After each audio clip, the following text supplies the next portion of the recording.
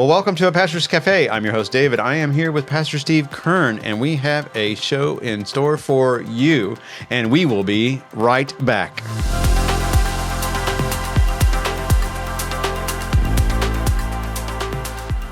Well, welcome back to A Pastor's Café. I'm again your host, David. I'm here with Pastor Steve Kern. Today's topic is Gaza, nations against Israel, and the Laodicean church. Yes, well, yeah, well, these are topics that are pretty, I don't know whether they're popular or not, but they're sure out there. Well, let's just get right into it because I'm interested on your take on it. So the first question deals with Gaza and the nations.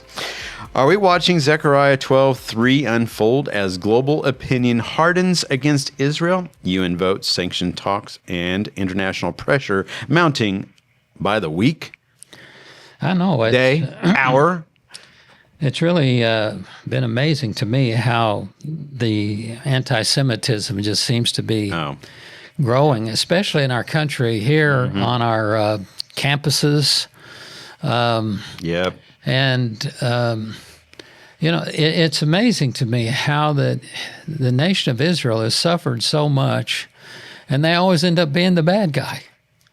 I mean, just like with amazing how that works. The Gaza thing, where they get attacked by Hamas and they get, 3,000 people killed and all this. And so they've got to protect themselves, retaliate, and so they do. And then all of a sudden they're the bad guys because... And the sad thing is that women and children. Yeah. That's insane. It is. War is terrible. War is a terrible thing. Yeah. But sometimes war is necessary. We're fortunate we got a president that feels that way and is trying to do something about it. He's done some pretty good things politically to try to bring peace in some of these places.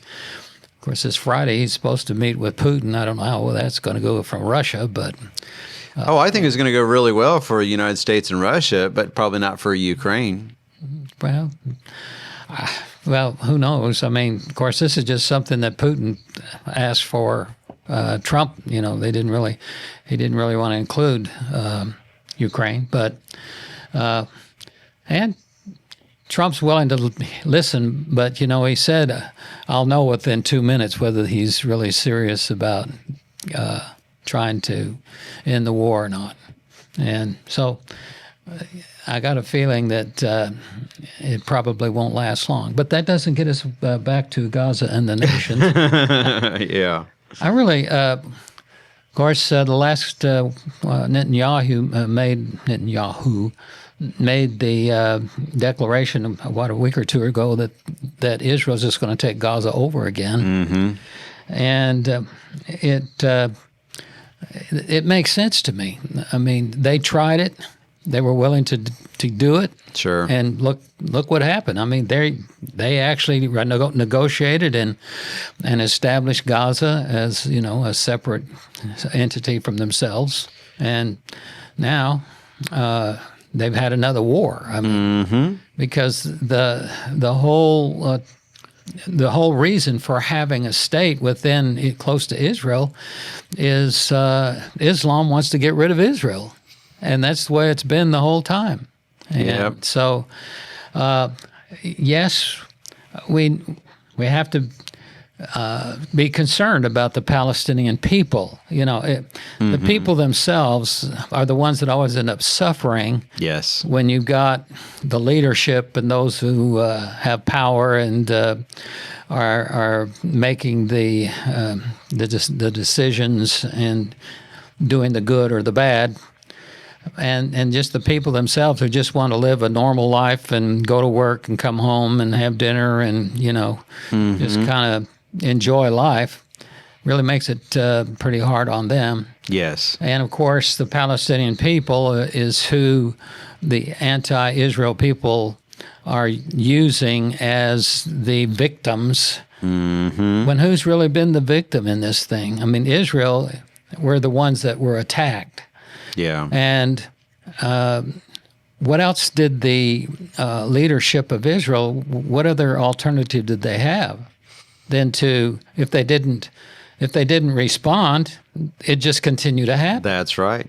And so, but to answer the question, are we watching Zechariah 12:3 unfold here as a global opinion hardens against Israel? I say, yeah, we are. And this thing with Israel taking over Gaza, the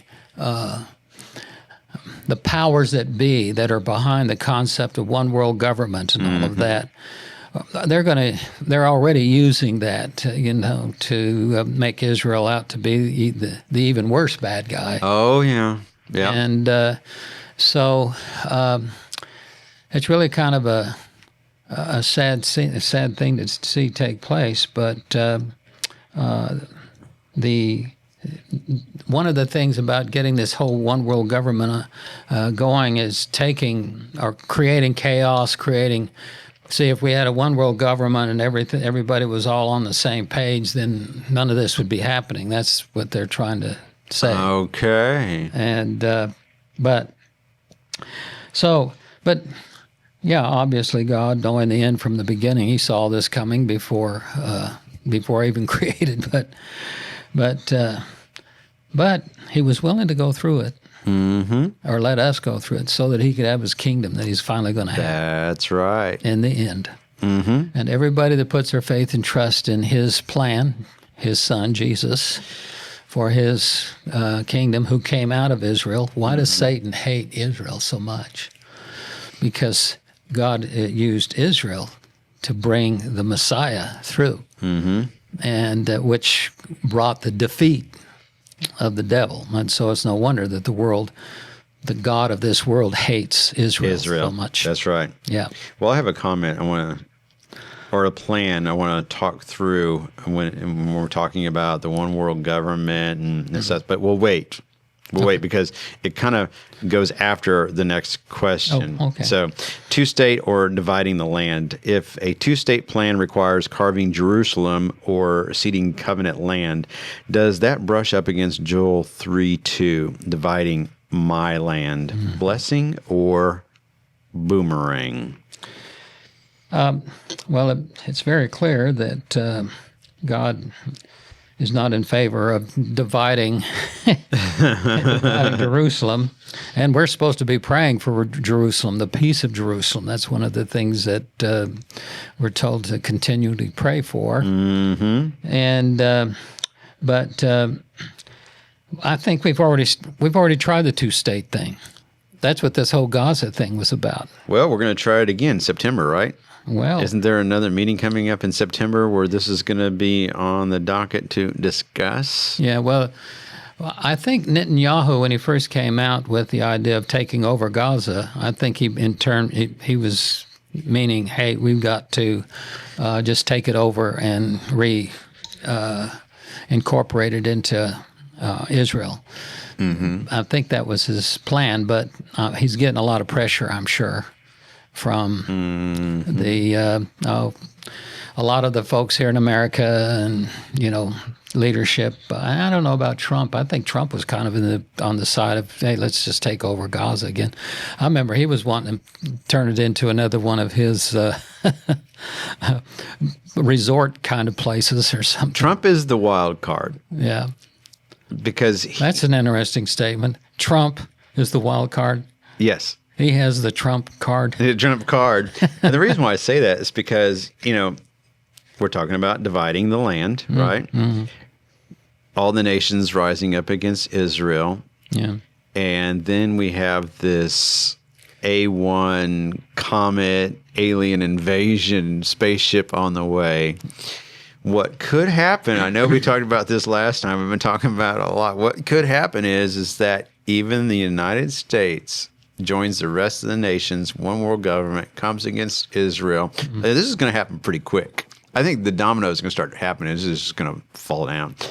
And then what happens is there's chaos and there's an alien invasion, right? But before that, the rapture takes place, and they explain the disappearance of all the Christians on this alien invasion. Sounds crazy, doesn't it? I'll say it sounds even when you're starting to talk about an alien comet coming, it sounds a little far-fetched to me. That's how they're going to explain it. That's how they're going to explain it. All the people missing. All the people missing. Mm-hmm. Yeah, well, the thing about it is they're going to have a hard time convincing, I think, even with that explanation. Oh, no. I mean, then you have the mark of the beast, right?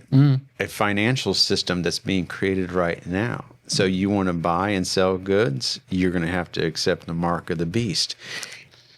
You'll believe anything, right? You'll receive strong delusions. Well, that's the point.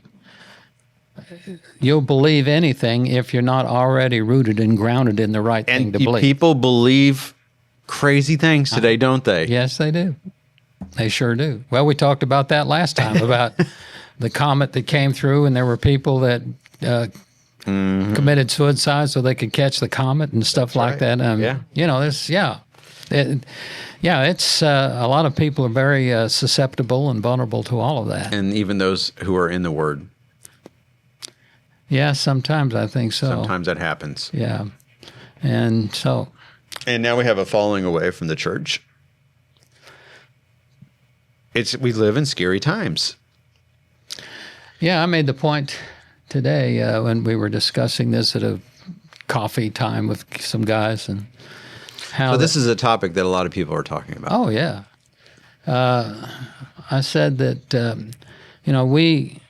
those of us that are conservative, Bible-believing Christians that are raising our children to believe the same way, Bible-based. Biblically, having a biblical worldview about the creation and all of that. Like Alex Newman said 2 weeks ago, he had a graph there that showed only 4% of the Christian population, the population in general, is not, only 4% have a biblical worldview, where they're committed to the Bible as being historical truth and revelation. Gotcha. And so I made the point, I said, really, as we raise our children to have that kind of faith, commitment to God's Word, and yet we're only like 4%, and you've got this whole worldwide movement that really is trying to convince everybody to move in a different direction, that we could possibly be training our children to become enemies of the state. Now, do you remember the COVID thing?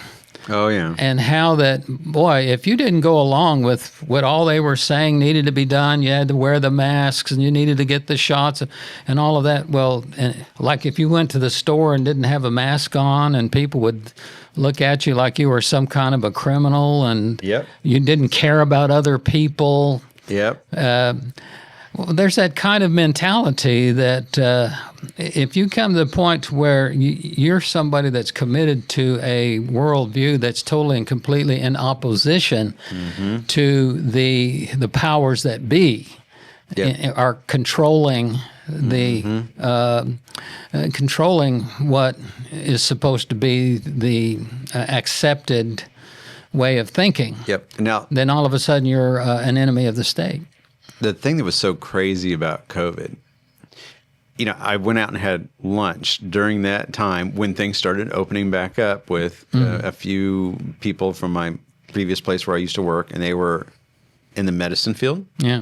And a few other people. And we're talking about what you would say is, you would assume would be highly intelligent people, right? Right. That would be able to read information, and form an opinion based upon all the information, because that's in academia, that's what you're supposed to do. But the crazy thing is that here we are in a vehicle together, riding in a vehicle with our masks on, and they were looking at me like, "Aren't you going to put your mask on? Because we're like in a confined space." Okay. But we got out of the vehicle, and they started taking their masks off, and they wanted to stay 6 feet apart. If we are closer than 6 feet, then you can get the disease. You can get COVID. But Yeah. if you're further than 6 feet, and it's like I kept on saying, so 6 feet. So 3 feet, 6 feet, 6 feet or beyond. And they're like, yes, you can get the disease if you're less than 6 feet. Okay. So then we walk into the restaurant, right? Yeah. And then we walk in the restaurant with our masks on. And as soon as we sat down, I was this close to a couple colleagues. Yeah. Then the masks came off. Yeah.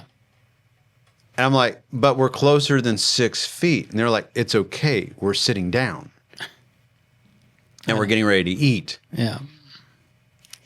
And I would repeat the same thing over and over again, but they weren't able to connect the dots. Yeah. But it was okay that we were closer to 6 feet if we were sitting down in a restaurant. Yeah. But if we were this close in a car, no.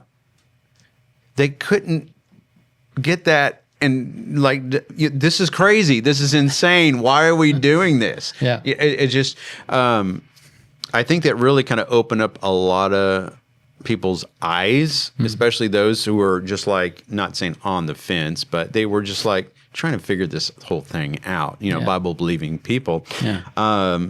It's just sad that it took that extreme government type of control and deceiving people. I mean, you remember what it was like if you made a comment that was contradictory towards what the CDC or the WHO was saying, Yeah. that all of a sudden you were banned from social media? Or if you sit there and say, I took ivermectin and guess what? I felt really good 2 days later. If I would have put that on YouTube, I would have been banned from YouTube. And now it's fact. Yeah. So are they going to go back and apologize for that? No, they still want us to believe the lie. And for the life of me, it's all about what? It's about controlling our lives. Well, I think about this church, Liberty, that when all that came down, they did not meet for about 2 weeks. And they said, wait, this is crazy. We're going to meet Yeah. because it's our right to meet. Well, then the response to that was basically, oh, look at that church over there. They're anti-human. They don't care about people. But the thing about it was a whole lot of people started coming because they wanted to come and worship, and they didn't. They hadn't bought into all of that kind of thing. And so, but the point being though is that because they took a stand to meet, go ahead and meet regardless. And I know I think one of the pastors over in California did the same thing, and boy, they really went through it there in California as far as lawsuits and everything. Oh, yeah. Look at the Canadian pastors, what they went through. Oh, yeah. Yeah. And but I can just see that kind of mentality as we go along here with this one world government and having the right kind of worldview and the right kind of relationship to government and to the constituents and all that continues to change, moving more and more away from individualism to collectivism and all that kind of a thing. Sure. That those who are not willing to move, are going to be, because of their convictions, they're going to become more and more isolated and more defined as enemies of the state. Yep. All right. Yeah, that was a question on two-state or dividing the land. Yeah. We made a detour. But my point was Yeah. that, hey, they tried it and it didn't work. Oh, this is good because this will lead us right into actually what we are talking about, but also it leads us into the next question. Yeah. Media war on Israel. When narratives invert victim and aggressor, how should Christians defend truth without dehumanizing Palestinians or abandoning biblical promises to Israel? Well, it's so that's one of the things we're up against is a media that is, in a sense, on the side of the party in our country that's more anti-American than pro-American. And anything that the pro-Americans are in favor of, like supporting Israel, Yeah. that becomes something that they have to be in opposition to. We truly live in a day and an age where right is wrong and wrong is right. Yeah, and so, but and the thing about it is, without dehumanizing the Palestinians, we've got to understand that the real enemy there, the Palestinians, is not the people themselves. Mm-hmm. It's the people who brought about the problem. Mm-hmm. And yet, like I said, it's been flipped. I mean, the people that brought about the problem are now being exonerated, and those who actually were attacked in the first place are now the enemy. Yep. Because they're trying to protect themselves from those that caused the problem. Yep. Mm-hmm. And so, yes, we've inverted the victim and the aggressor. Yeah, the aggressor is now the victim. Yep. And so, and it's sad that people can't see that. And of course, you've got all these, especially in the colleges and stuff, where you've got these college students, and they're so susceptible to so much. What do you want to call it? The idea that America's the enemy, and I know. And now we have this thing. I guess they're calling it black fatigue, which basically is. It's okay if a black person, just a young black person, just walks up to an old white lady and just punches her in the face. Yeah, it's okay. Yeah, it's acceptable because of black fatigue. How do you wrap your head around it? It's like if the roles were reversed, they would become unglued. And what I mean by they, I'm talking about people who support the Democratic platform, or those people who agree with social injustice. Yeah. It's just, you can't, you watch this happen, you're going, why on earth does this happen? I mean, you have thugs, people in D.C. that are creating havoc. This is the United States of America.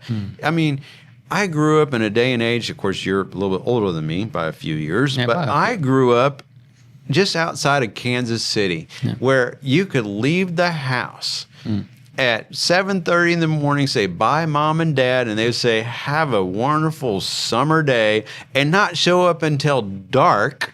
And your parents didn't worry about you, and we were doing dumb stuff, riding our bicycles all over the place. We go down and like to a store and buy pack of cards for 5 cents, get your gum, continue to ride, take our baseball cards, put them on the tires and flip like this, and just be gone and just play and have a good time. Yeah.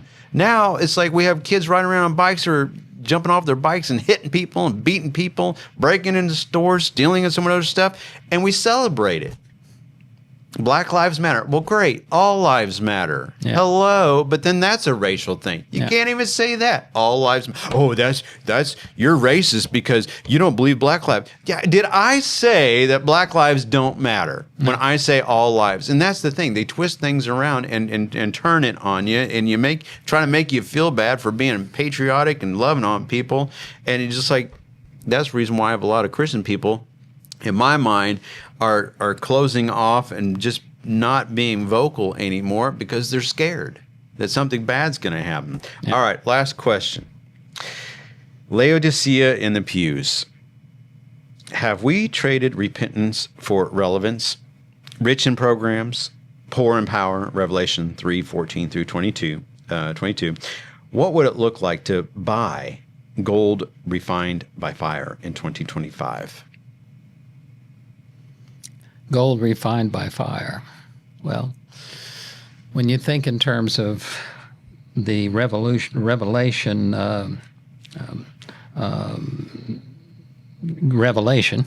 has been given to us, gold is that which is by fire, but the Bible talks about the refining of the fire. Gold has impurities, and the way that you get rid of the impurities, you get the fire. Yep. But the refire oftentimes is tribulation, and going through to where you become more committed to what you're supposed to be committed to, because you've had to take a stand for it, and because because you realize that how I believe is of value. And if I have to suffer for it, that's refining that gold. Yep. Because I'm willing to do the suffering for it. And I remember when my wife Sally was going through a lot of political attack, but I encouraged her, and her being her pastor husband, to stick to what her faith, to her gold. Yeah. And for us, I think that even though we went through all of that, when coming through it, we were stronger in our faith. Mm-hmm. We were stronger in our commitment to really what we believe. And I kind of see that as what that means there is the refining of the gold by fire, that the Lord allows us to go through trials and tribulations in order to get rid of the dross and get more focused on what's the real value here. Yep. Yeah. Tell you what, it doesn't bother me, but I feel sorry for people. I'm not perfect. I mean, I make mistakes all the time, and sometimes my mindset isn't, set on heavenly things and God at all times. But I try my best as much as possible to be diligent, to be on fire for God, to be. God sees our heart. And when we come to church, I'm here. My presence is here. You guys can continue. It's just, just real quick, because I know we're running out of time. So when I used to teach a subject where everyone wanted to be there, for the most part. Yeah. You were all committed to one common goal, and that is to make beautiful music together. And some people weren't feeling it on the levels of other people. Some people were excited, on that mountain high every single time. Other people came in, they were tired, but it was okay. But we all had a common goal. What's crazy to me in churches today, do we have a common goal when we come to church? We're supposed to. We're supposed to. And what's crazy is that we are in God's house and we are preparing to worship. Of course, we should worship. And there's a different definition of worship, but I'm going to say worship. We're here to worship God. And that can be done through his word. That can be through music. That can be service in each other. Yeah. We are coming into God's house. And this is what, Laodicea in the pews. Are we really seeing that? I believe we are seeing that in the pews to a certain extent because of how people are coming to church. Why aren't we taking it serious anymore? We are on the edge of Christ's return. Christ's return could be any time now. Out of all people on this face of the planet, we should be the most excited, encouraged, on fire, and just trying to get as many people up into God's kingdom as possible. Yeah. That's what I believe. And I want someone to explain to me why it's okay to come to church with this Laodicea kind of attitude. And it's like, can you not feel what's going on in this world and the excitement of what's getting ready to happen? It's like I watch messages online sometimes to see what other churches are doing. And a lot of it's just psychobabble. You could just feel good about yourself. And I tell you, you are on your best trip together, and we are going to share this journey together, and God loves you, and God loves, and God loves, and he's so much love. And it's like, hello, repentance, and submit yourselves to one another, but also to God. Well, sorry, I didn't mean to totally change the conversation there, but as a retired, am I wrong? Am I wrong? As a retired pastor for 40 years, as one of the things is people coming and all that. But it was really a lot of times very discouraging when you had some kind of something you were wanting to do and had very little volunteerism.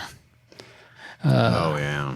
And, this is something we're wanting to do, to reach out into the community. And we want to go, and I remember we used to go door to door knocking. Yeah, you were ready. You were on fire, and you're ready to charge hell with a water pistol, right? Right. Well, yes. And so you're wanting to go, and it's time for everybody to show up, and you've got a couple of hundred people in your church, and 10 people show up.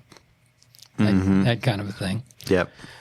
Neither hot nor cold, And I can understand a certain amount of intimidation. Okay, we're going to go door to door and knock on people's doors and stuff.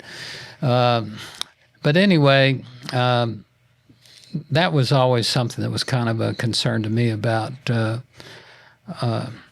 Are you ready to put some feet to your and do some walking in what you believe, rather than just sitting and hearing and getting more and more information and doing less and less with it. Yep. Well, I've come to the realization that not everyone wants what I want. Not everyone's going to be on my team. And oftentimes, I just need to continue to focus on myself and my walk with Jesus, and not worry about other people. That's it. And that's that. Okay, so that's actually the question I want to ask. I want to know most of all, because people make decisions, or people talk, and they'll like do something that I don't agree with, but I don't take it upon myself to say, hey, I don't agree with what you said, or I don't agree with what you're doing. That's up to them, right? If you choose to, I don't know, read the Quran, I mean, you can read the Quran. It's none of my business. Why do I feel like I have the, what's the word I'm looking for? Why does it, like I deserve the honor of telling you what you should or should not do? I don't have time to be engaged with other people's lives. Are you following what I'm saying? Because I am so focused on my walk with Jesus and trying to keep my side of the street clean, trying to make sure that I'm doing the right thing. And I know, and I'm not saying it's selfish of me. I'm not thinking of me. I'm thinking about what I can do to be better. I'm not thinking about what you can do to be better. But why are there so many people in this world that feel like they have the right to tell you what to do, what to say, critique you on a constant basis, when it really doesn't matter? That's one thing I would like to know. Now remember, you're talking to a preacher. And part of my responsibility is to tell the people what they need to hear, not what they want to hear, so that they can improve their relationship with the Lord. Okay.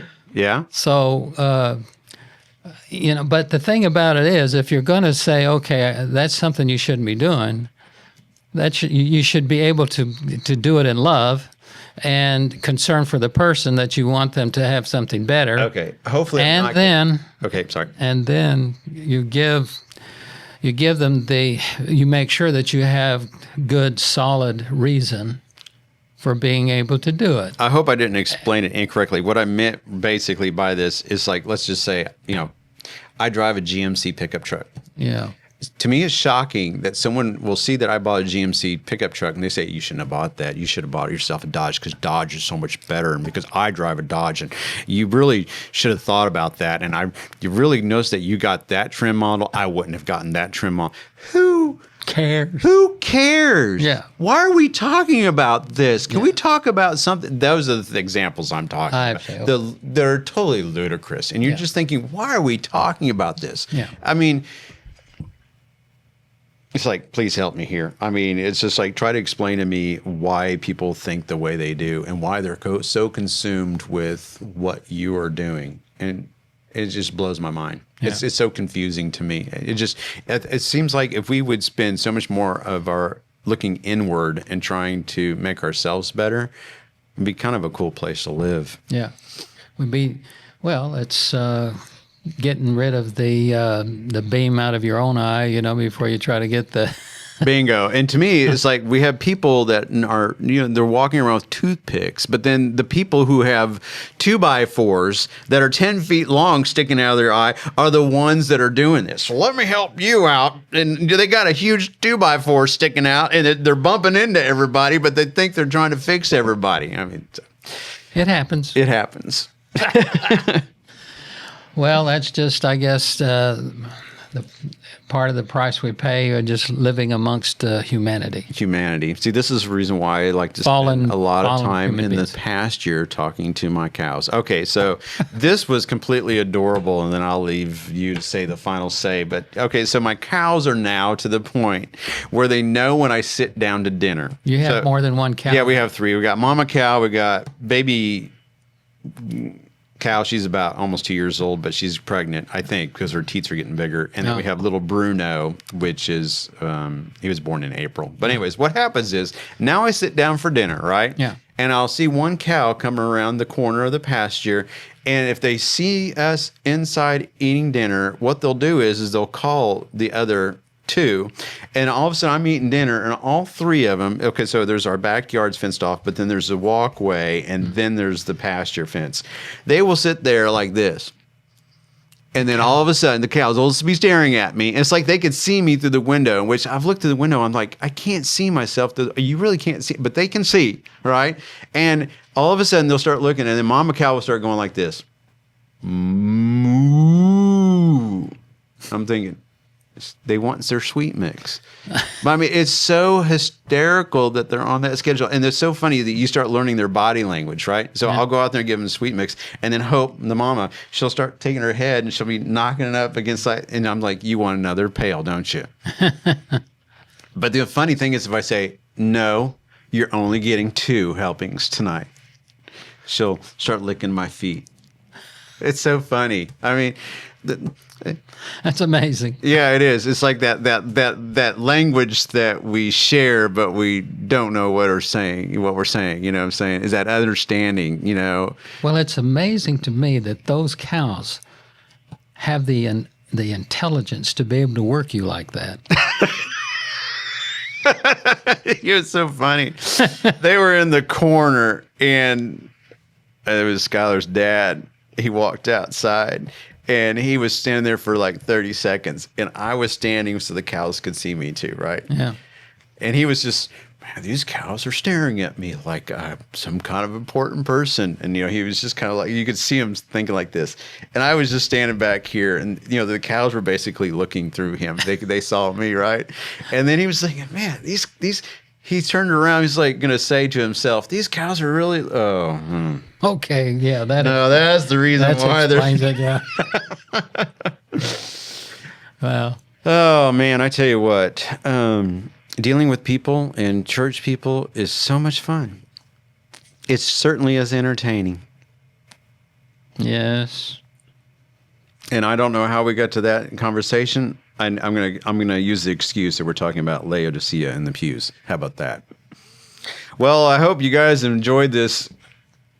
Once again, very interesting conversation that went from Earth to Pluto to Saturn to. What was that? I was going to say comet with the comet A1, whatever it's called. I don't know. I tell you what, we live in exciting times. That's all I say, man. I tell you what, it's all upside down. It is upside down, but you know what? God's still on the throne. Oh, he is. Well, he's told us it's going to be that way. So when we get to heaven, will my mansion be bigger than yours? Let me. You're a pastor. I'm not a pastor. So does that mean pastors are going to have a bigger mansion? My response to that is, I could care less. You could care less. Will my job be more important than your job, or your job be more important than mine? Yeah, that's the thing I've learned is that Christianity to me is all about. It's not about the rewards; it's about the giver of the rewards. That really is what matters. That's right. It's all about God. None of this is about you or me. Yeah, it's about Him. That's right. Yeah, so it's all going to work out. I'll let you stay at my place once in a while. I'll be sure not. I'll be on the big street. I'm trying to stay away from the cows. I hope the cows are in heaven. I like to talk to them. I believe there's going to be, in the new heaven and the new earth, Yeah. I believe when God created it before, the first time he said, hey, it's very good. Can't improve upon it. You can't improve on very good. Mm-hmm. And I think there's going to be lots of animals in heaven, in the new heaven and new earth. Amen. And look forward to it. And the Lord will have it established at that point in time the way he meant it to be in the first place. Mm-hmm. Yeah. If you knew Jesus was going to return tomorrow, how would you live today? Well, that was a rhetorical question. I know. But go ahead. Yeah, how would you live today? Well, I wished I could answer that question and say, well, the way I'm living now.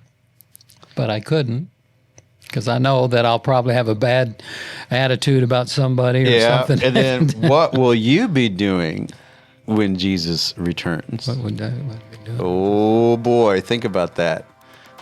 Yeah, what will we be doing? Yeah. Yeah. Well, with that, we'll leave you with episode 59. So guess what episode we're going to have next week? 60. 60 episodes. 60, yeah. Wow. Yeah. What we're going to do for our 75th and our 100, if we make it that far, if the Lord doesn't return. So, well, thanks for listening to today's extended version of A Pastor's Cafe. You guys take care, and we'll see you next time. Bye-bye.